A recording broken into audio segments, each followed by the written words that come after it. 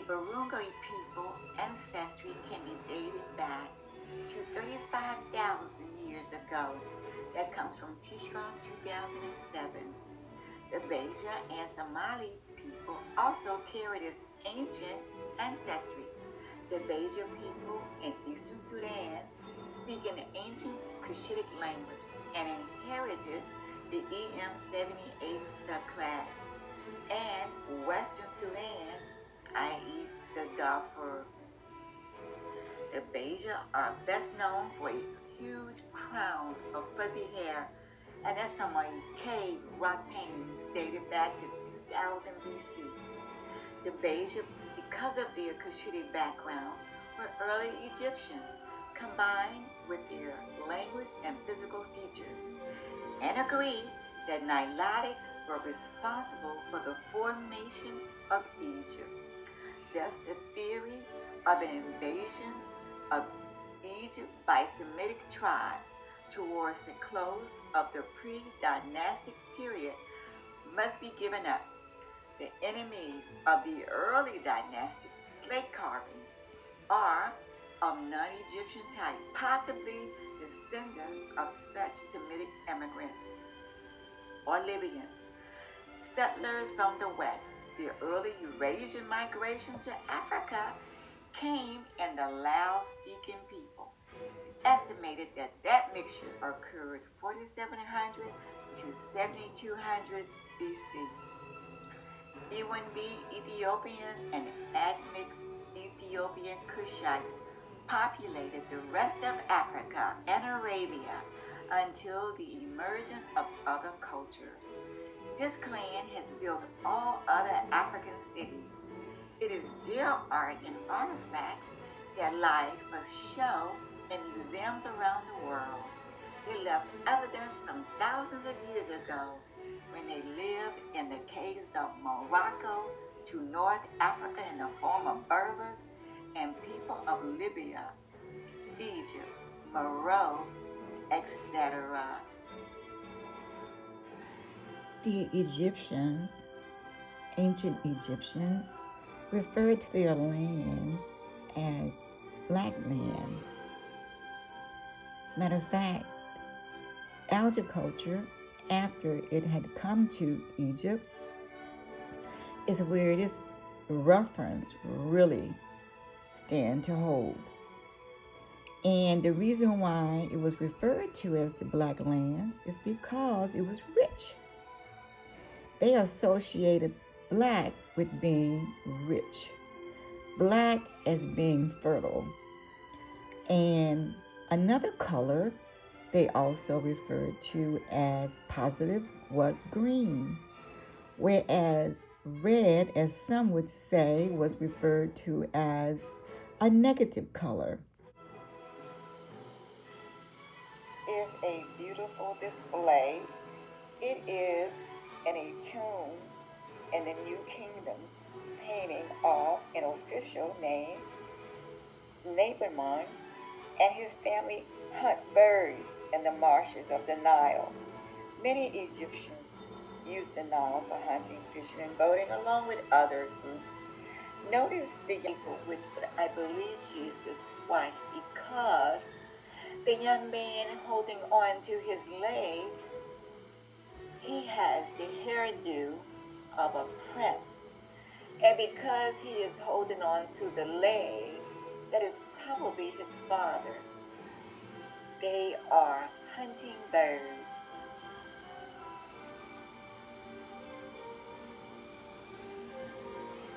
The stick that is in his hand is called a throw stick and is used for hunting. And I would say, look at also what he's holding in his right hand is that he has captured birds and other types of animals in this image. Looking at the lady's hair, it is very African or African American hairstyles. By the time of Egypt, the development of Egypt from city-states where people met together in the Nile areas and Nile places such as Nubia. They converse and they trade. And as a result of these trades, they had to become more developed. So they took on a different form of cave drawings. And in here, these items were used as part of writing. As Natufians moved back into Egypt, there they created what they call hieroglyphics.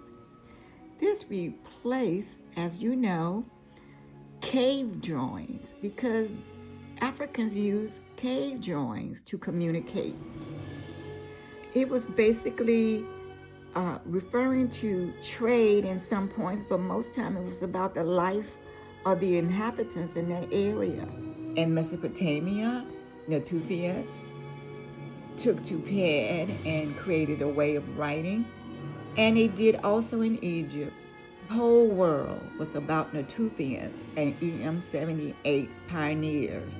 These Africans were advancing culture, advancing life, giving us, our predecessors, a way to move about in life.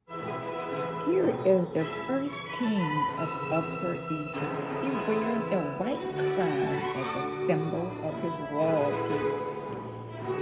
And where did the term first king or king come from?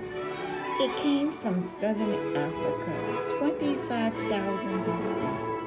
In a cave was found an image of a man with a lion head. This stood for royalty, power, influence, and religion. This is called a normal palette. And it gives you a glimpse of how the Natufians see themselves. While they continue to have their round head, and then they were pretty petite, but here they show themselves as being tall and lean. This is an image of who they perceive themselves as. But again, to this day, Egyptians have the round head. How do you know an Egyptian? Just look at their round head. It still reflects their Natufian heritage. And look at this king. He's showing his power. He's defeating his opposition, his enemy. It is referred to as he is defeating his enemy from the east. And who lies in the east, people? Haplogroup J1. Haplogroup probably R1b, and probably haplogroup G. But here he is defeating the people from the east. And look at his round head. These are cattle from the Malti, M-A-A-D-I, Malti culture. And they are in ancient Egypt. A lot of people don't want to associate what they call Saharan Africans with ancient Egyptians. But here lies, again, you got to know who you are and where you came from. Africans. But here they are in ancient Egypt. And it ranges just for their culture in ancient Egypt. It doesn't mean that they are not elsewhere. But from this particular time period, it is identified as 4000 to 3200 BCE. When you see portraits such as this, people were happy to think that this was a king, but he is not. He is a high priest. He is probably a foreigner from the way he looks. And a lot of time people easily would come into the country of Egypt portraying as priestess or priest. This way they were sure to get a job. This king is called Dozer. He is from the 3rd dynasty as Saqqara. And he is found in the royal cemeteries at Memphis.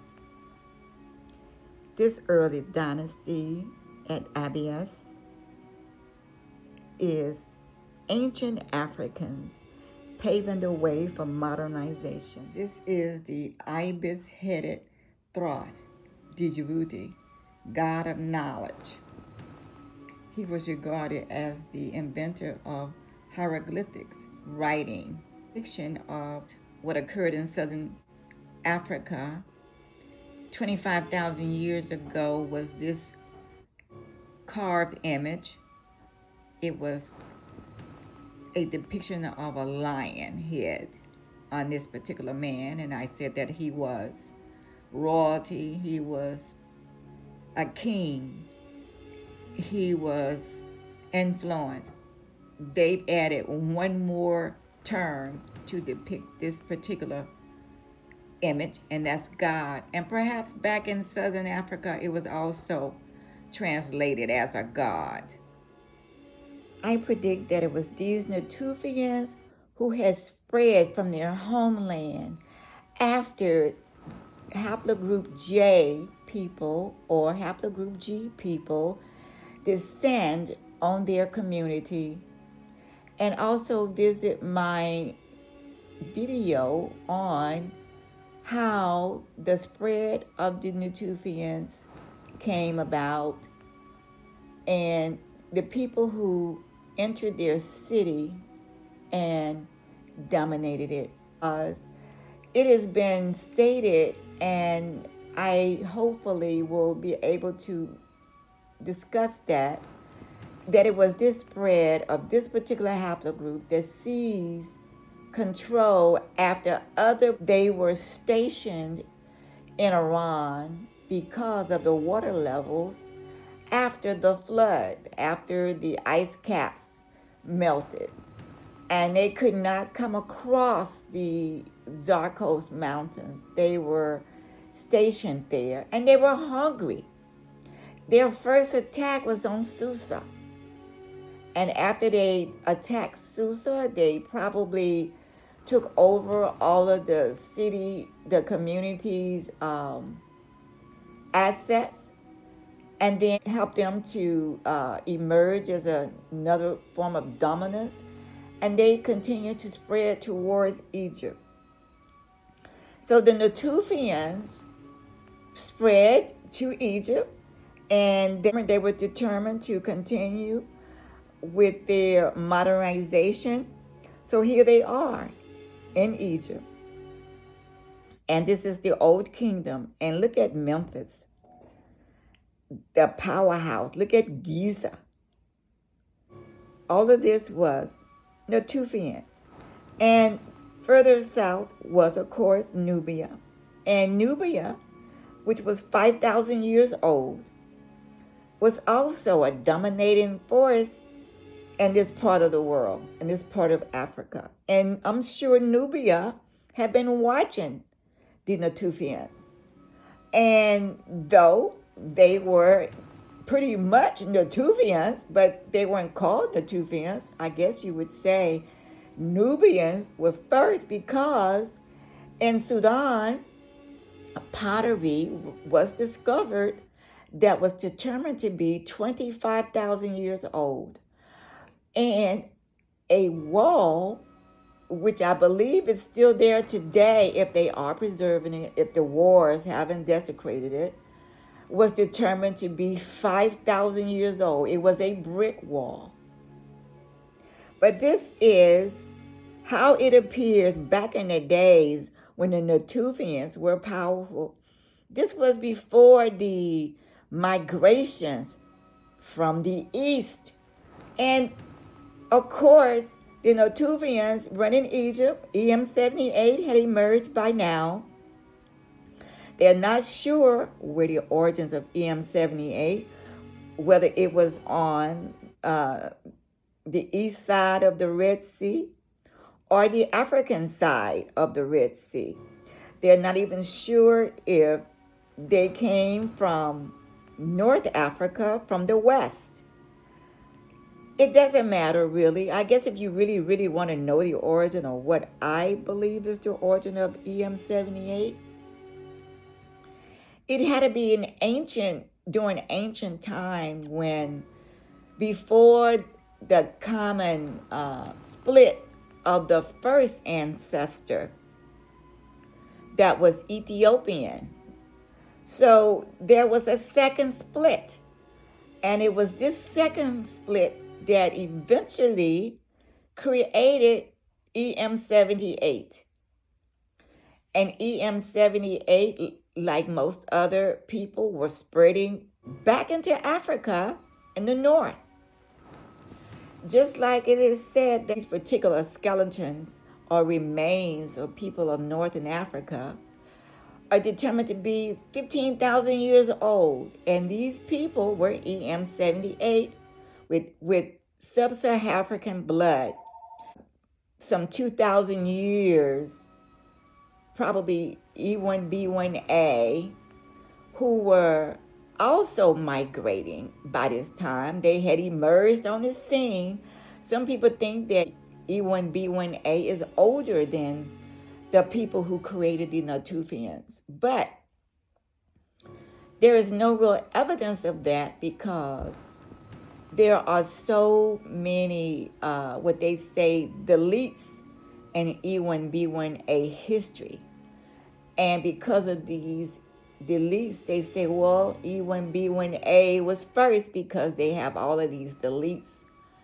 But it's just no history of that. If you ask me, I would say E1B1B probably occurred first. And the reason why it's difficult is that they don't know which transition happened first.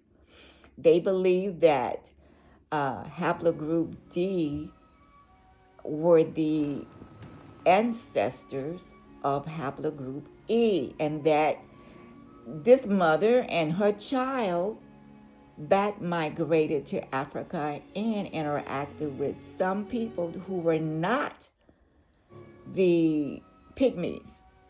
There is a group prior to the pygmy, because the pygmy are descendants of the Sands.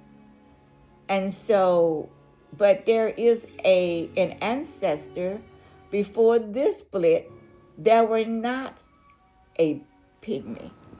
And that this person that they continue to call a pygmy, who is not, is the ancestor of E1B1A and E1B1B populations.